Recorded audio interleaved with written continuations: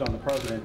It seems as if you're already looking past the primaries into the general election. Aren't you being a tad overconfident? I understand who the opposition is in this election cycle, and there are 7 other individuals on that stage who are quite capable. But the fact of the matter is, my focus, and I think as our focus all should be, is on the problem that's facing America today, and that is an administration that is trying to spend our way to prosperity.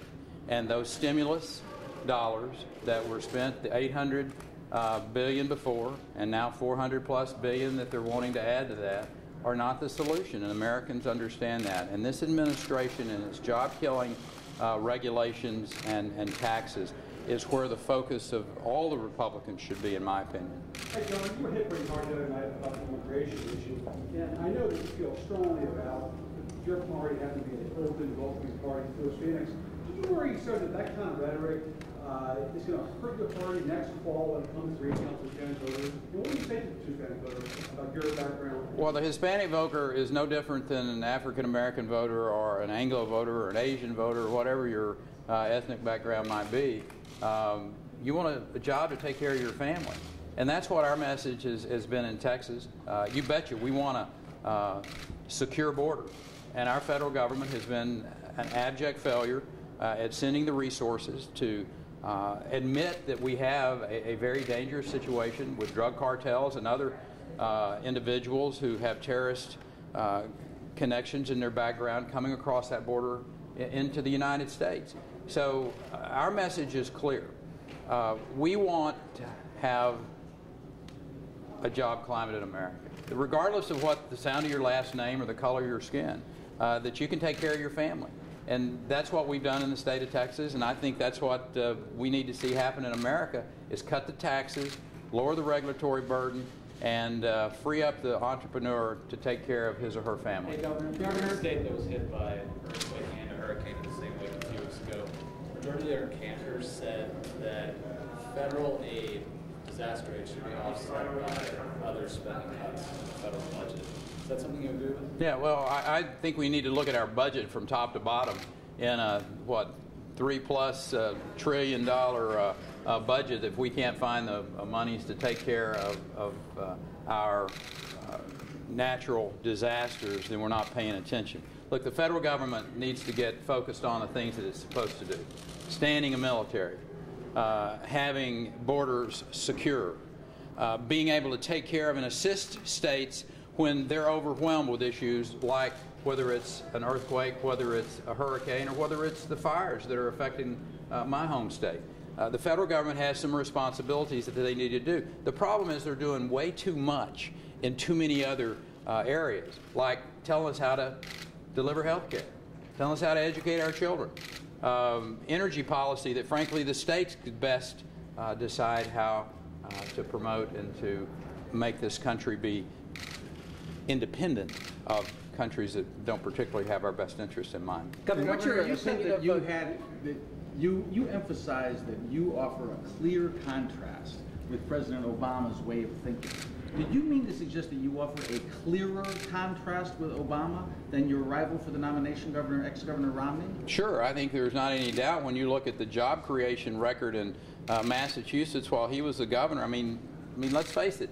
Michael Dukakis created jobs at 3 times the rate annually than what Mitt did when he was governor. He has been a great private sector job creator. There's no doubt about it. He's created jobs all around the world. But when he had the opportunity to transfer that over to the private sector, I would suggest to you, people would tell you, whether they were from Massachusetts or from some other state, that it was substantially less than quality work. So if Americans' big issue is getting back to work, to create a climate in this country where entrepreneurs know they can risk their capital and have a chance to have a return on that investment, I'm the guy that's got the record of doing that.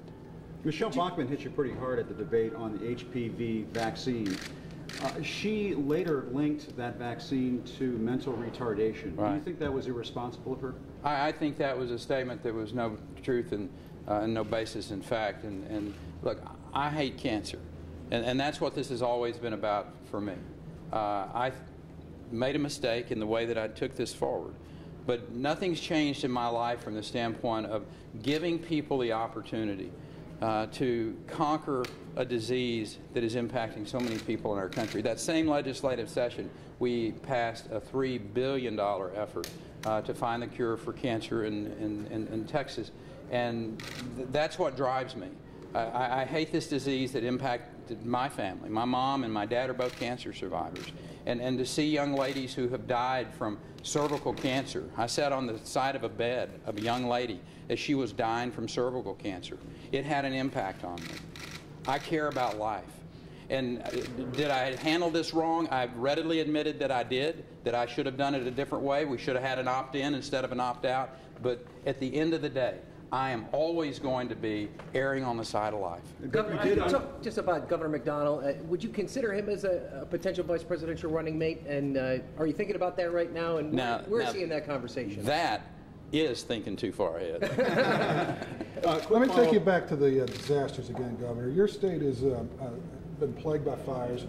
Do you think it's the right tone and the right message to tell those people who've lost their homes, some people who've lost their lives, hey, look, we'll provide you some relief if we can somehow work it into our budget and free up things in other places? Do you think that needed to be said by Leader Cantor? Look, here's what I believe, that the American people are ready for straight talk. They're ready for just the people who they have hired to work for them to be honest.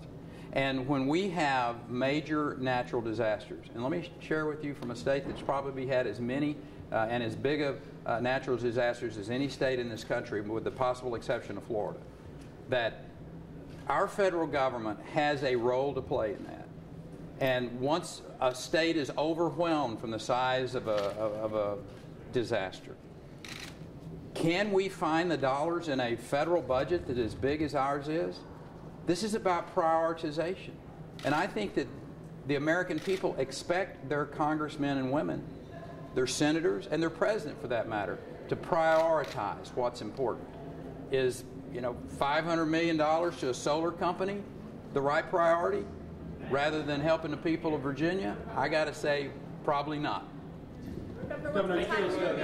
Last question. What's on top of your meeting with Donald Trump tonight? We're just going to be talking about how to create jobs in America. Donald Trump's pretty good about creating jobs, and I got to think Donald's got some advice for me.